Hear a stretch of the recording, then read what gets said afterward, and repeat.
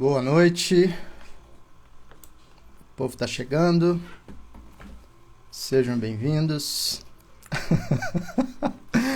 Reverendo Emílio já chegou aí com o rei da live. Essa é uma piada interna, para explicar para o pessoal. Essa é uma piada interna que a gente tem lá no Literatura e Redenção. Então a gente vive zoando, tirando onda com a cara uns dos outros, para definir quem é o rei das lives. Reverendo Jonatas está aí, o auxiliado chefe, o Reverendo Mauro. Acho que a gente vai ter que marcar um bate-papo também sobre aconselhamento, hein, Jonatas?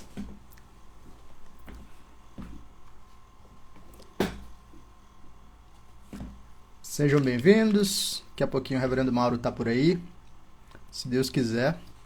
Ele mandou uma figurinha agora que dizia assim: 50% de chance de dar certo, 80% de dar errado. Vamos torcer para esses 50% de dar certo fiquem, né? Mas enquanto isso, esse é o tempinho que vocês têm para compartilhar essa live. Então, na área de comentário, olha aí, pode ser até de madrugada. O Jonatas é sonâmbulo. Esses dias me mandou um convite para bater papo aqui no Instagram de madrugada. Ainda bem que eu não vi. E nem ele viu também, né? Ó, o Reverendo Mauro entrou. Como eu dizia, esse é o tempo que vocês têm para compartilhar. Aproveita, clica no aviãozinho, compartilha para 3 pessoas aí dos seus contatos e vamos chamando mais gente. E aí, Reverendo? Buenas! Tudo bem, Allen? Tudo bem, graças a Deus. Então tá bom. Vamos começar com uma reunião de oração aí para a bateria durar, tá? Essa é a Eita! primeira parte. Vamos lá. Então a gente já vai ganhando tempo, você dá o sinal. Se chegar o aviso aí de bateria fraca, Tá a bom, gente vai eu tive agilizando. que vir para a igreja aqui para abrir a igreja para um pessoal e aí eu ainda vou olhar se tem um carregador aqui, mas vamos ver. Uhum. Isso foi o Jonatas, provavelmente a culpa é do Jonatas. A culpa é do Jonatas, eu não tenho a menor dúvida. Olha, na minha bolsa tem um lanche, mas eu não vejo carregador. Tranquilo, vai dar certo. Vai dar certo. Opa, tem um carregador aqui, só falta achar uma tomada. As bênçãos, a oração já está funcionando. O povo é crente aqui. Muito Beleza. bom. Ó, o Emílio tá falando aí, se acabar a bateria, sorteia alguém da live para assumir. Pronto, aí é uma ponta. Eu volto no Emílio já. Ué, olha aí. Quem deu ideia se prontifica, né? É isso. Já fica na... Olha aí, tem um carregador portátil aqui. Tá começando a melhorar, Allen. O Jonatas mandou. Show. Só falta ele ter bateria. Tá tranquilo. Se precisar de um tempinho aí, eu vou conversando aqui com o povo, enquanto você... Tá carregando. Olha aí, tá? pronto. Não vou nem pôr minha máscara mais. Maravilha. Aí, vocês dizem que presbiteriano não vê milagres acontecerem? É isso aí. Vamos lá, gente. Esse é o nosso bate-papo aqui, Bastidores. Esse é o 3º episódio que a gente tem, com o privilégio aí de conversar com o Dr. Mauro Meister. Para vocês entenderem um pouquinho dessa ideia, né, às vezes eu acabo repetindo isso, mas é só para ficar mais claro. É bom para eu ficar sabendo. Exato. A gente não combinou muita coisa, não. Né? É o seguinte, a ideia dos bastidores foi... A gente, nessas redes sociais, tem percepções muito ilusórias, né, da realidade. Na verdade, são duas direções. Por um lado, a gente olha alguns nomes aí que estão servindo a igreja, ou que tem algum destaque. E é semelhante à impressão que a gente tem quando vê algum atleta nas Olimpíadas, né? Que vai em duas direções. Ou a gente pensa, eu nunca vou ser capaz de fazer algo assim, e aí a gente nem começa. Ou o cara faz com tanta tranquilidade que a gente pensa, isso é fácil de fazer, eu consigo também. E aí essa observação dos holofotes, né, não deixa a gente ter um senso da realidade mais concreto. E por isso a ideia desses bate-papos é perceber um pouquinho mais de como é que a graça do Senhor tem encaminhado esses servos, né, do Senhor e da igreja de modos mais reais, mais concretos e mais palpáveis. Hoje a gente vai falar do projeto Igreja Expositiva do Reverendo Mauro, mas a ideia básica é perceber como é que a providência do Senhor encaminhou o Reverendo Mauro até chegar a esse projeto. Então, Reverendo, por favor, se apresente aí um pouquinho para a gente, seu currículo. É claro que quem está aqui provavelmente já o conhece, mas vai que alguém cai de paraquedas ou escuta depois isso, e é sempre bom saber, né? Tá certo. Então, eu sou Allen, pastor há 30 anos, caminhando para 31, casado há 30 anos, caminhando para 31, pai de 2 filhos jovens adultos que estão, graças ao Senhor, também. E aqui já vou contar o primeiro segredo sobre educação de filhos, tá? Eu vejo que você trabalha bastante. Educar filho é graça, só graça mesmo. Você faz alguma coisa, depois que você olha para trás, você vê o percentual que você errou, que foi muito maior do que que você acertou. Então você só pode confiar na graça mesmo, porque são pecadores criando pecadores. Então, agora, isso não nos isenta de trabalhar em cima disso, né? Então, pai de 2 jovens, um já casado. Um dia eu vou ser vovô, olha aí.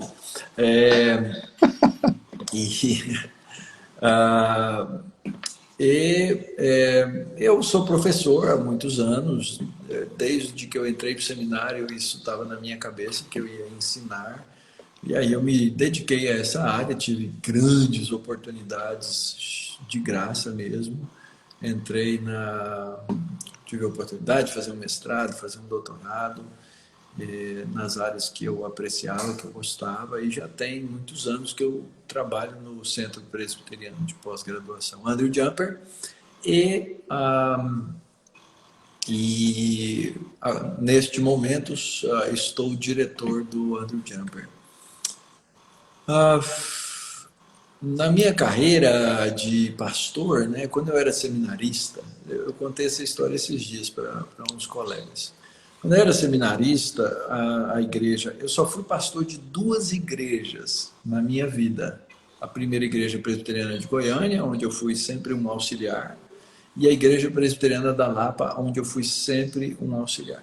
Agora eu sou pastor pela primeira vez, pastor titular de uma igreja, nessa igreja que a gente acabou de plantar, que é a igreja presbiteriana Barra Funda, aqui em São Paulo.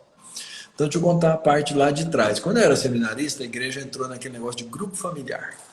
E aí, eu fui dirigir um grupo familiar que era perto da minha casa, onde meus pais moravam. E era um bairro muito interessante. Meus irmãos moravam nesse bairro. E era um bairro sem muros. As casas foram construídas sem muros. Então, ela tinha um bairro com uma constituição, um bairro assim, de classe média baixa, mas era um bairro diferenciado, com as casas que não tinham muro. Então todo mundo se conhecia, era comunidade. E aí eu cheguei lá e nas quartas-feiras ia com a minha recém-namorada, eu ia para lá, tocava um violãozinho, abria a Bíblia, expunha, fazia as exposições que eu fazia na igreja. E minha namorada tomava conta das crianças. E aconteceu um fenômeno lá. Um mês, tinha 50 pessoas frequentando aquele negócio. Nossa! 50 pessoas. Aí, com um mês, a gente pediu a casa do vizinho, para a garagem, para as crianças. Com um ano, a gente precisou alugar uma casa. porque não dava mais, não tinha casa que coubesse, né? E as pessoas achassem, não, esse cara aí é meio bruxo, hein? Ele faz milagre, né? Era a situação. Tinha duas irmãs, a dona da casa e outra irmã lá, que elas saíam na quarta-feira à tarde de porta em porta com os amigos. Diziam, vai lá em casa hoje à noite, vai ter um pastor lá que vai falar e tal. E as pessoas iam. Então, na verdade, o serviço não era meu, o serviço era delas, né? Na época, o conselho achou que eu era o craque, me colocou numa outra congregação da igreja no próximo ano, que já estava há 15 anos lá, tinha uma caveira de burro enterrada lá, e o negócio não dava.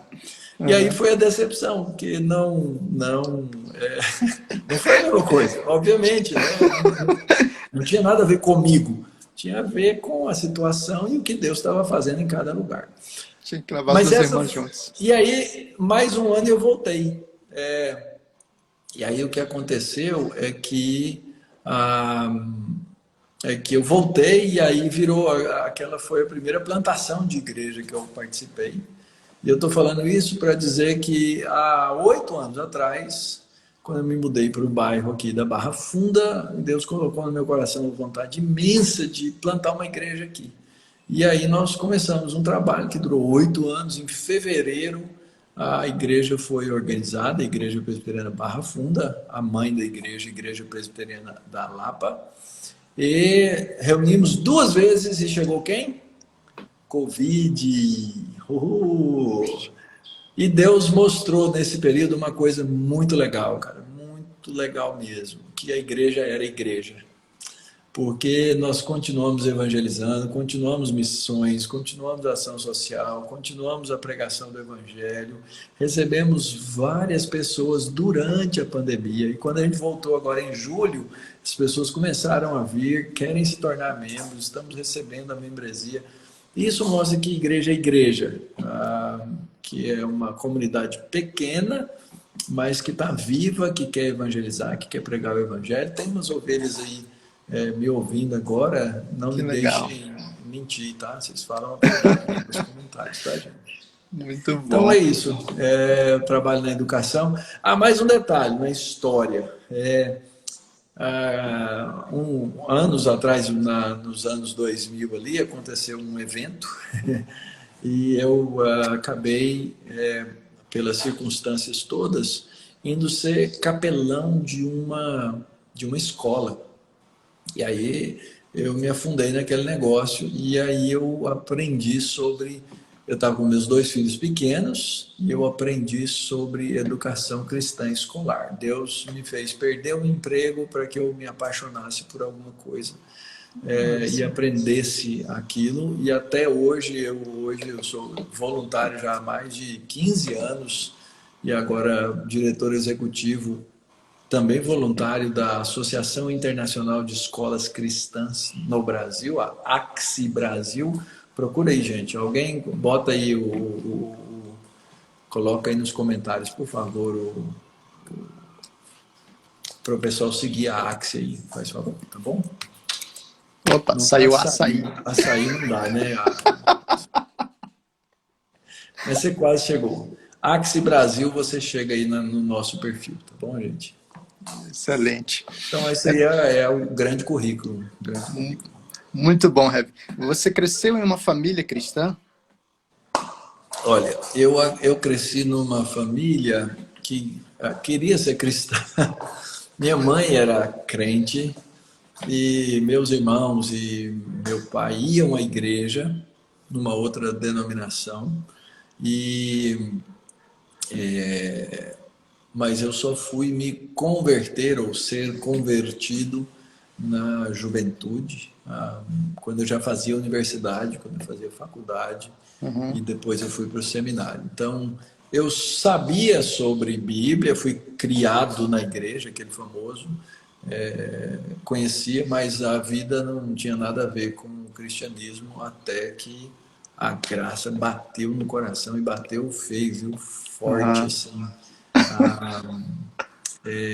Foi muito gostoso a maneira como a graça impactou. Esse é o meu testemunho, né? Não é testemunho, mas eu realmente não tinha vida espiritual nenhuma. Mas eu tinha uma consciência muito grande, porque eu vivia com Bíblia, sabia, vivia ali na mocidade, com os juvenis da igreja, aquela coisa toda. E eu estava no sul do país, eu sou gaúcho, só falo para o pessoal que está na live, não espalha. E eu estava lá de férias, e aí ah, e aí eu estava enfiado em pecado, né? E eu Aham, resolvi ir embora antes do carnaval. Eu falei, se eu ficar no carnaval aqui, eu vou pecar mais ainda. Olha só, a mentalidade de um não converso, tá? aham. Talvez alguém regenerado tentando resistir à graça, que é irresistível. Eu me lembro que eu entrei no ônibus para vir de Porto Alegre, naquela época a gente andava de ônibus mesmo, para vir de Porto Alegre para Goiânia, que é onde eu morava, né? E eu sentei na primeira cadeira do ônibus e eu fiz uma oração. Eu falei, Senhor, daqui para frente a minha vida vai ser diferente. E quando eu desci do ônibus do outro lado, meus pais não me conheciam, não sabiam mais quem eu era. Então, a graça irresistível chegou ali para a pancada mesmo. Puxa. E esse despertamento do desejo de ir para o seminário, de entrar no ministério, como é que isso aconteceu? Então, aí eu cheguei, né? Cheguei lá do outro lado daquele ônibus, né? Só queria ler a Bíblia. Meus colegas da faculdade não reconheciam mais quem era. E, e aí passou um tempo, acho que foi no mesmo ano. E aí eu já comecei a pregar, já comecei a ensinar. E foi aniversário daquela igreja e o pastor fez um apelo lá na frente. Quem aqui, como presente para a igreja, gostaria de servir a Deus em tempo integral no ministério? Ah, mas não teve outra. Eu levantei e fui na hora. Foi vocação de apelo, olha só, né?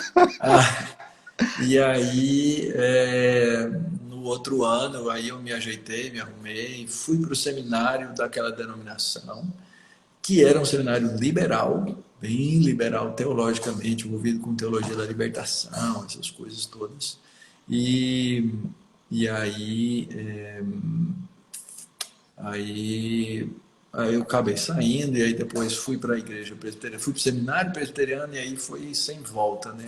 Do seminário para a igreja presbiteriana, para a IPB. Ó, o Uhum. pessoal está aparecendo aí, fazendo com fofoca aí na linha. Ó. É, Jonatas Miranda apareceu aí, Armando Marcos, Alex Vieira, uhum. Uriel do PNO. Gente, siga o PNO, pronto, viu, Uriel? Já fiz até a sua propaganda. Você não sai da Ah, live agora, você fica aí. Prova que você continue, tá? é. Pode, pode até colocar aí, Uriel, PNO oficial, né? PNO oficial, tá? Heavy, você foi fazer o seu mestrado ou o seu doutorado em Israel? Então, na verdade, eu estava fazendo seminário, olha só, né, como o mundo tem voltas, né? Gente, ó, encomenda umas caricaturas aí com o Armando, tá bom? É, ah, eu fui, eu estava terminando o seminário e depois que eu entrei para o seminário eu virei estudioso. Na faculdade eu era vagabundão.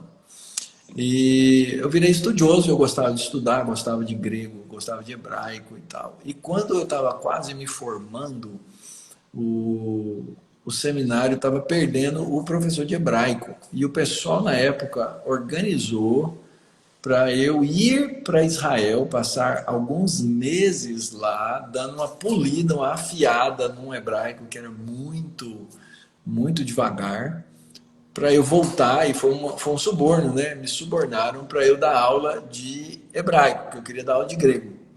Então eu fui subornado, passei alguns meses de imersão em Israel, aprendendo hebraico moderno e afiando o hebraico bíblico, e aí eu voltei e fui dar aula no seminário. Meu primeiro ano de seminário, meu primeiro ano de formado, eu já era professor de exegese, de hebraico, de Gênesis, de Salmos, e era deão do seminário.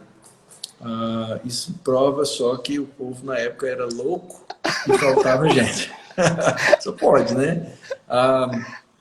E aí, então eu fiz esse curso de imersão. 2 anos e pouco mais tarde, aí eu fui para fazer o mestrado nos Estados Unidos, no Covenant Theological Seminary, e de lá eu emendei e fui fazer o doutorado na Universidade de Stellenbosch, na África do Sul. Ah, tá. E você já tinha os meninos quando foi para os Estados Unidos? Já Rapaz, é um por grau, é um do mestrado e um do doutorado. É por isso que eu não fiz pós-doutorado, que era para evitar. Então, foram os dois, né? Eles nasceram enquanto a gente estudava, vieram os dois. Um nasceu nos Estados Unidos, o outro nasceu na África do Sul. Legal. Como é que você foi parar na direção do Andrew Jumper? Rapaz, só Deus sabe. Eu entrei para o Andrew Jumper, eu fui estudar, eu tinha uma bolsa, a bolsa não deu certo, e aí eu fui incluído num outro programa de bolsa da Junta de Educação Teológica, né, da IPB. Dei aula há alguns anos no Andrew Jumper, depois saí, fui para essa escola onde eu virei lá o capelão por um tempo, e depois um diretor. E alguns anos depois eu voltei para o Andrew Jumper. E na época o diretor já era o Dr. Davi Gomes, que de novo, né, é uma vida de subornos, porque ele foi convidado para ser o diretor do Andrew Jumper e ele me ligou e ele disse: Mauro, eu vou voltar, mas eu só volto se você voltar. E aí as circunstâncias todas apontaram para isso, eu acabei voltando. E aí depois o Dr. Davi foi ocupar outro cargo e aí eu fiquei na direção do Andrew Jumper. Um diretor improvável. E assim, continuo um diretor improvável, mas estou lá, Deus tem sido misericordioso com isso. Eu gosto de administrar, e a administração é a parte mais pesada. E pela graça a escola tem caminhado, tem crescido, nós estamos aí próximos sempre de 2.000 alunos nos nossos programas presenciais e online. Propaganda, gente. Vem estudar conosco no Andrew Jumper. Tudo que você precisa é ter uma graduação. E você pode estudar em qualquer área. E você pode estudar com a gente aí nos nossos programas do CPAJ. Alguém escreve aí, por favor, @CPUnderJumper. Vamos fazer propaganda. Isso aí, gente. Pode fazer, pode fazer. O CPAJ é tão bom que eu consegui uma esposa lá. Então, Daí, ó. Tá vendo? Essa história é bacana, viu, gente? Eis que veio um rapaz lá do Nordeste e uma moça lá de Brasília. Enquanto eles estudavam cosmovisão, filosofia e teontologia, eles olharam um para o outro. E aí, ó, deu isso aí. Já vai. Quantos meninos já? 2. 3? 2? 2 aqui, 2 com o Senhor. Tá certo. Então a gente passa para essa parte mais recente da plantação de igreja e a sua paixão aí pela pregação, né? Você já comentou um pouquinho, né? Já faz 8 anos que vocês estão nesse trabalho aí da Barra Funda. Quais foram os maiores desafios e também as grandes oportunidades que vocês aproveitaram nesse período? Ok, vamos lá. O primeiro desafio foi convencer o conselho da igreja, da Lapa, a abrir uma outra igreja a menos de 5 quilômetros da igreja sede. Segundo, e isso foi um voto de confiança. O meu pastor-chefe, reverendo Canelhas, eu fui falar com ele, né? E ele disse: Mauro, só deixo porque é você. E a gente já tinha caminhado muitos anos juntos, né? Porque isso é um potencial divisor de igreja, né? Coisas que podem acontecer quando há inexperiência.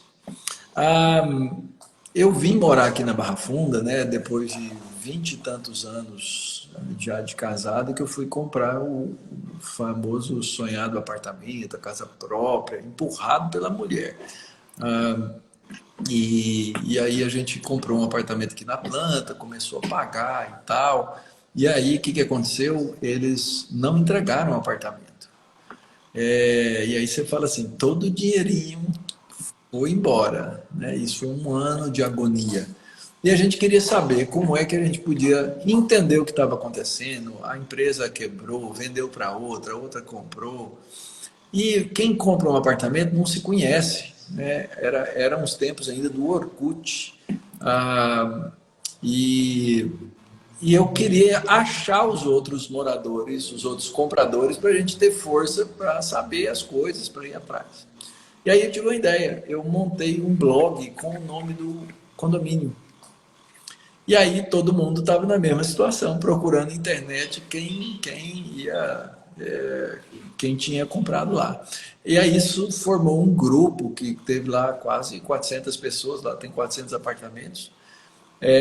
E aí a gente começou a se conhecer, conversava do condomínio. E uma noite, a um grupinho pequeno que conversava mais, alguém deu a ideia. A gente podia se conhecer, né? E comer uma pizza juntos e tal. E a gente foi. Paz, eu e minha esposa e mais 4 ou 5 casais. 4 casais, nós éramos 5 ao todo. Num sábado à noite. Eu comecei a ter umas percepções bem interessantes. Primeiro, fazia séculos, para não dizer anos, que eu não me assentava numa mesa com quem não era crente. Eu fiquei impressionado com a minha inabilidade para evangelizar, porque eu estava longe da, assim, na mesa era eu e a Denise éramos casados. Tinha um outro casal que era casado, mas que moraram 9 anos juntos antes. Eu falei assim, gente, esse é o mundo, né? A gente vive numa bolha como crente e como pastor, então, mais ainda. E Uhum. aí a gente conversou, cada um se apresentou, e aí eu falei, eu sou pastor presbiteriano. O quê? Ele não tinha uma ideia, né? E aí fomos conversando e tal. E uma senhora lá na mesa, ela virou assim, irmão, como é que você tem paciência com esse povo nesse grupo? Eu falei, olha, treinamento, porque realmente era um grupo de doidos, né? E de tudo, de xingamento para frente e acontecia de tudo. E aí, ela no fim da noite, assim, já quase na hora de ir embora, perto da meia-noite, ela virou para mim e falou assim, Mal, posso um dia ir na sua igreja? Eu falei, uau, olha só. No outro dia, domingo, 10 da manhã, eu estava com o coração pronto para propor uma congregação aqui na Barra Funda. Eu falei assim, eu vou fazer uma igreja para essa mulher aí. Uhum. Então a igreja nasceu desse momento, lógico, todos os processos, tudo que precisou. E aí foram muitos anos, né? Você tem que fazer um projeto, você tem que projetar quantos anos aquilo vai acontecer e etc. Nenhum deles deu certo, tá? Em termos. Então, foi tudo muito diferente do que foi planejado. Foi um trabalho de muita persistência, muita persistência. Você está lá reunido, preparando, organizando, tudo que você podia fazer numa igreja de 1.000 membros para 10 pessoas, 12 pessoas, 15 pessoas, e fazer o discipulado, e treinar aquelas pessoas, e faltarem as. Faltarem todas os ministérios, né, com 12 pessoas, 15 pessoas. Eu estou com um grupo aqui dentro que entrou aqui agora para. Vão fazer o Vencedores por Cristo, eles vão fazer uma live aqui na igreja, sábado que vem, dia 26. Então, Legal. marca aí. E aí eu entrei, liguei a câmera, liguei tudo. Eu falei, ué, mas como que pastor sabe tudo isso? Eu falei, pastor de igreja pequena tem que saber tudo. E então a gente tinha que fazer tudo. Então eu acordava no domingo, 7 horas, e eu fazia o café, arrumava os pães, arrumava tudo, assava o pão de queijo, e às 10 horas recebia as pessoas na minha sala.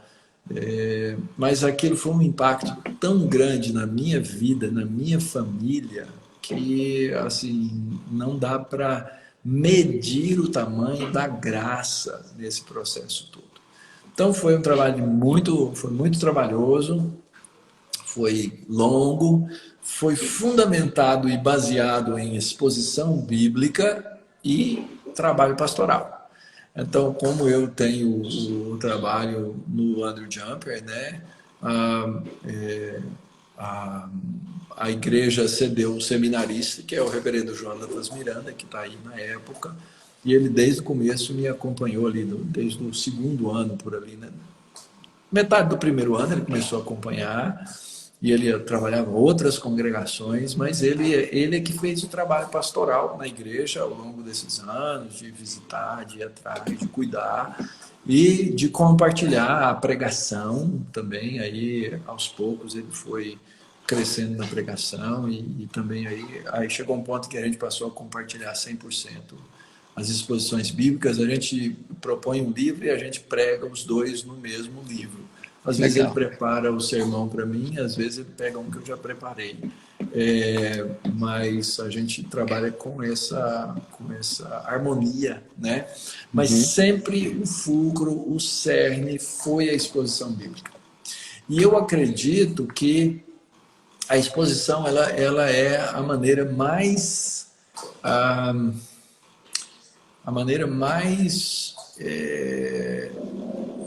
como é que eu diria, mais permanente de você manter a igreja num processo de reforma. Então, à medida em que você expõe a Escritura com a profundidade, com a verdade da Escritura, isso vai causar impacto na vida da igreja, isso vai causar impacto na vida do povo, e essa igreja ela tem que se tornar igreja expositiva. Então, agora, no meio da pandemia, eu tive essa ideia. O Uriel, você está aí ainda? Dá um alô aí. Ele me enrolou um tempão para começar o projeto, que ele é responsável por isso. Mas está indo. Uriel, você faz esse negócio andar mais rápido. E a ideia é o seguinte: canal de igreja, as pessoas têm um certo medo de ir lá e gostar. O pastor fica com ciúmes e não sei o quê. Mas se não é um canal de igreja, as pessoas elas têm um pouco mais de liberdade. Então, a gente tem um canal aqui na Igreja Presbiteriana Barra Funda, IP Barra Funda,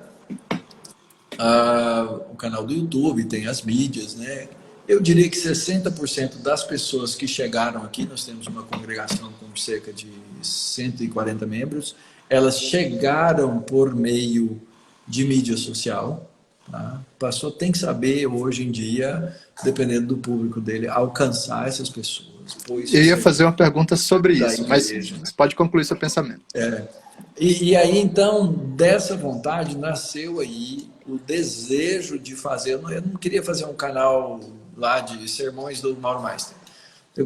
A ideia do Igreja Expositiva é um canal de exposições, mas é um canal que ajude pessoas, ajude membros das igrejas, ajude os pastores a entenderem a importância e o impacto da exposição.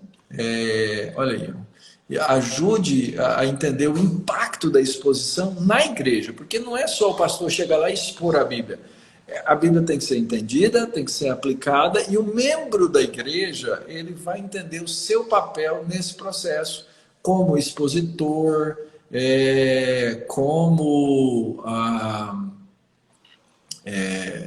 olha, obrigado, Fernanda, pelo apoio, viu? Bate aí no Uriel por mim. Como esse membro da igreja, ele vai querer ser um expositor da Escritura, entendeu? Isso eu acho fundamental, eu acho muito importante. Então, assim, é um projeto que é de longa duração, não é nem um projeto explosivo, não é para nascer e crescer de hoje para amanhã, mas para ao longo do tempo, até quando eu morrer, alguém continuá-lo, entendeu? E isso ter frutos de longa duração, ok? Então, se você está aí ouvindo e não conhece o Igreja Expositiva, vai lá, curte o canal, incentiva outras pessoas. Por enquanto tem lá a exposição de Gênesis 1 a 11, tá? Que é um comecinho, ok? E aí a gente vai trabalhando em cima disso. Legal. Então não é um canal apenas para pregadores, é para toda a igreja. Não. É um canal de exposições bíblicas e um canal para as pessoas ouvirem exposição bíblica. Então a gente vai ter lá toda a série de Gênesis, a série de Romanos, a série de Êxodo, que a gente acabou de fazer aqui, 2 domingos atrás a gente encerrou. Gente, que livro, quanto evangelho! É um negócio tremendo, tá? Isso, ó, Uriel e Jonatas vão ser os meus sucessores depois no Igreja Expositiva. E eu não quero que seja um canal também só com exposições ou minha ou do Jonatas. Algum outro bom expositor não tem o menor problema em colocar séries lá, até porque expositores, eles podem expor o mesmo livro e vai ser diferente. Então, ouvir a multiplicidade de exposição, ela é um negócio fantástico, né? É um negócio muito legal. Sim. Até então, hoje eu lembro da sua exposição de Daniel na Conferência Fiel, né, que foi totalmente conectada com aquele momento ali do Pátria Educadora. E então as aplicações foram muito interessantes.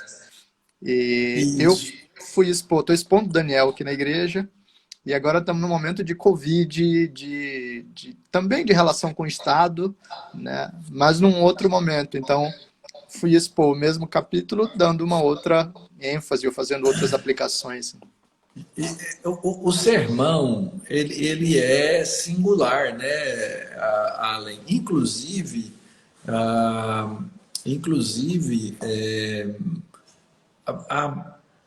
a exposição bíblica, ela tem a personalidade do pregador.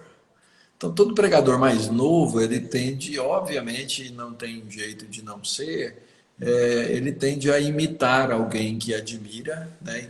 Um dos meus heróis foi o Dr. Russell Shedd, então, e outros pastores que eu tive ao longo dos anos, né? Mas depois você desenvolve, porque o Espírito Santo usa você, né? Esse é o ponto.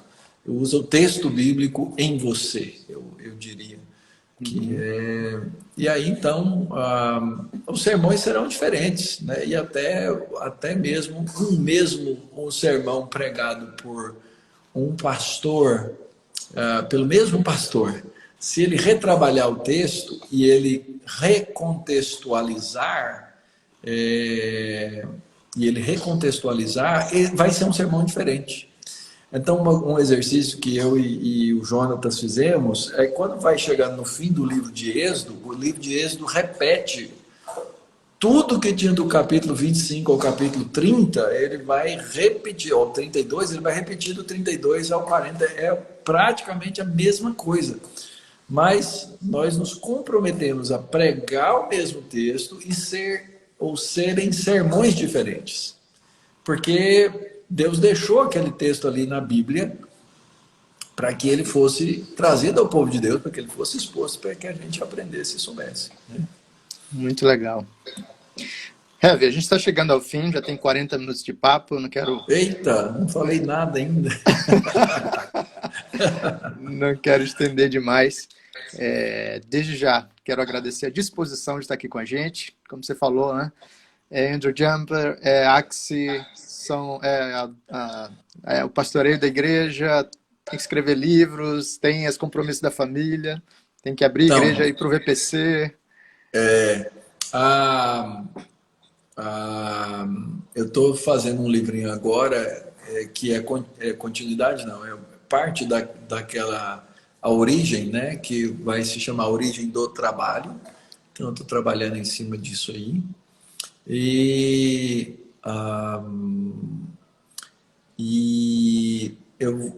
O Armando acabou de comentar aí sobre as exposições do Augustus em Gênesis.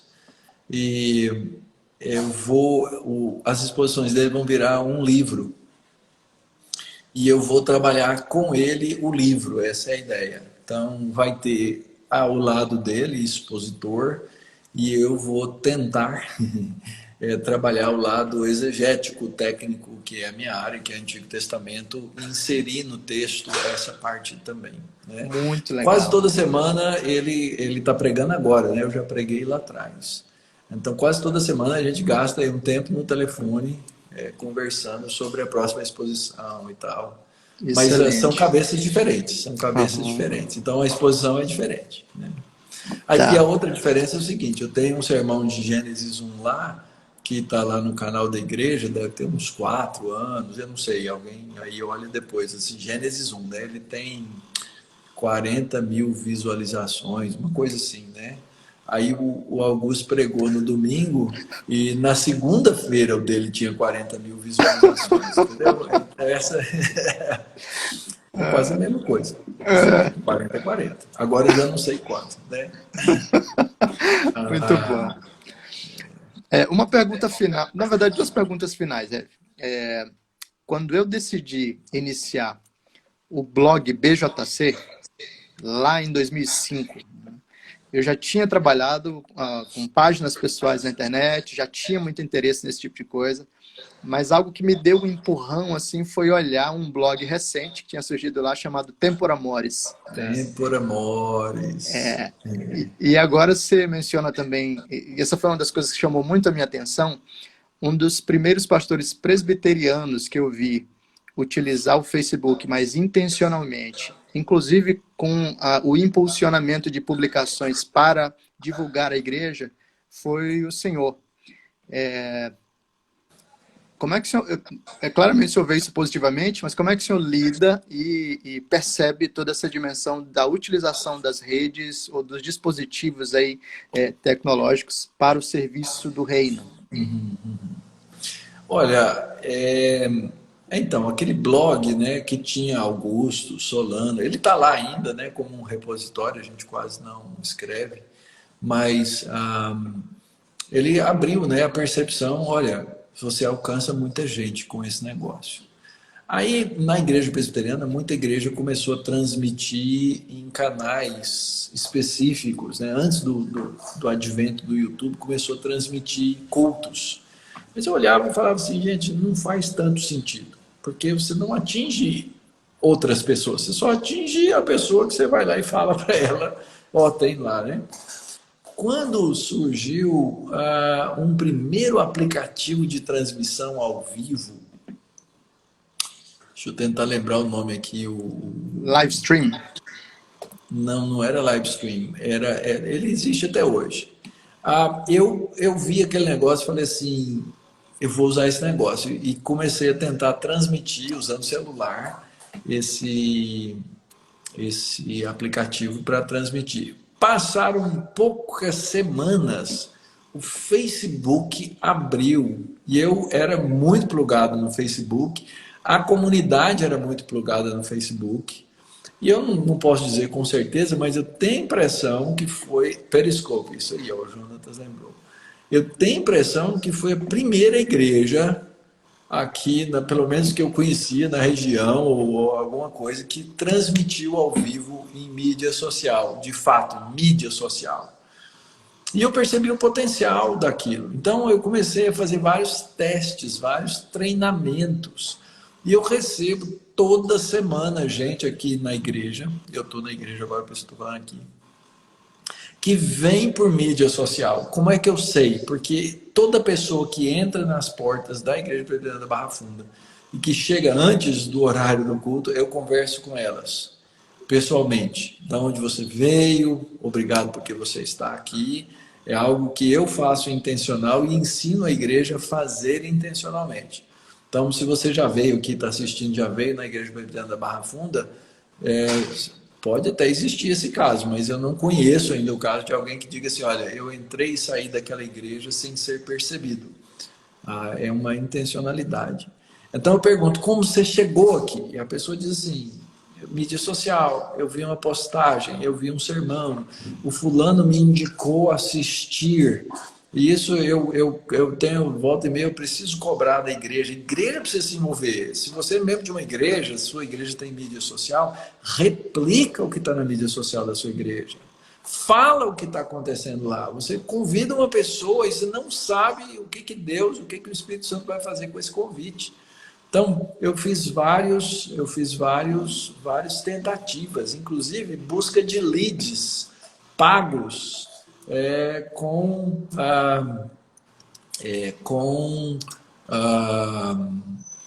com pedidos de oração. Eu colocava lá, você gostaria que eu orasse, que a igreja orasse por você? E aquilo era pago. Cada um que clicava lá e dizia quero, aí o Facebook pegava o lead, pegava o e-mail, pegava a mídia social daquela pessoa, tinha lá os motivos de oração que ela colocava pela minha família, pelo fulano, pelo ciclano, e no fim do culto eu orava por esses pedidos, eu projetava o nome das pessoas e orava por elas. E aí a igreja dava um retorno, olha, nós oramos por você. Era um serviço, não era de gente aqui de São Paulo, era gente do Brasil inteiro, mas que você envolve as pessoas no processo de oração, e as pessoas vêm, é interessante, as pessoas são atraídas, e muita gente vem para São Paulo, muda para São Paulo. Tem gente que é atraída pelaquela igreja grande, a mega igreja, que tem lá suas muitas bênçãos, mas tem gente que quer acolhimento, e aí quando ela vem para São Paulo, ela para aqui na porta, né? Se você passar aqui na porta, não tem nem placa. Nós não temos placa aqui na igreja, né? Porque as pessoas chegam pela a placa de rua, porque a igreja foi durante 6 anos num hotel, eu não tinha placa. Então a placa que existia chamava-se mídia social, tá? Mídia social. Então, assim, é fundamental você saber. Eu ainda choro aqui com a minha igreja, eu ainda preciso de uma equipe que se dedique a isso como um ministério mesmo, voltado para a igreja, porque isso abençoa muita gente e abençoa a própria igreja. Muito legal. Gente, então aí vocês viram um pouquinho dos bastidores do Reverendo Mauro, e são tantos insights, né, a partir de uma conversa dessas, como é que Deus encaminha a nossa história e como é que uma viagem de ônibus pode ser um ponto de transformação significativa, como é que Deus usa a gente que acabou de formar, Deus transforma e já coloca para servir em lugares estratégicos, né? Então, se você está no seu seminário, estuda firme, você não sabe o que Deus vai fazer com isso. Como é que Deus pega a gente que está fazendo universidade para uma outra coisa e redireciona toda a vida? Como é que Deus encaminha pessoas no meio de muitas tarefas, no meio de demandas familiares, e faz o que Ele tem para fazer? Deus sustenta. Como é que nós, cristãos, vivemos muitas vezes na bolha, né? E às vezes a gente não está simplesmente tendo contato com as pessoas lá fora, e por causa disso, né, a nossa evangelização é profundamente prejudicada. E como uma igreja se sustenta fundamentalmente na base de uma pregação fiel, de uma pregação expositiva. Certamente daria para a gente extrair muito mais coisa dessa conversa, mas já temos 50 minutos, eu queria fazer só 40 para não tomar tempo demais. E que bom que deu certo, a bateria segurou. Deus é bom. E muito obrigado, doutor Mauro. Se quiser dar uma palavrinha final para a nossa turma, essa é a oportunidade. Muito bom. Tem gente me ouvindo aí, né, que é membro da igreja. Se eu falei alguma coisa, alguma bobagem, depois vocês me repreendam, tá bom? Minha igreja pode me repreender, não tem problema não, viu, gente? E a gente tem uma comunidade fantástica. Deus é muito bom mesmo naquilo que Ele faz. Eu costumo dizer, Allen, que pastores, e se você está aí ouvindo, você é um estudante, quer ser pastor e tudo, Armando, menos você. Se você lembra de uma coisa, né? Todos os processos eles são graça humilhante. Você tem que entender a graça de Deus agir naquilo que ela faz, e aquilo tem que te humilhar. Tem que te humilhar. Se não for humilhante, você vai cair no extremo da graça soberba. Você vai achar que você está fazendo, você vai achar que você fez alguma coisa. Eu costumo dizer, ver essa igreja plantada e ficar profundamente humilhado pelo que Deus fez e pelo que Ele continua fazendo e pelo que Ele vai continuar fazendo. Então, se eu tenho um conselho para dar para quem quer estar no ministério, é saber que é uma graça que te humilha o tempo inteiro, e isso faz você crescer nessa graça. Por aí. Muito bom. Muito bom, reverendo. Obrigado por esse tempinho. Obrigado a todo mundo que participou aí.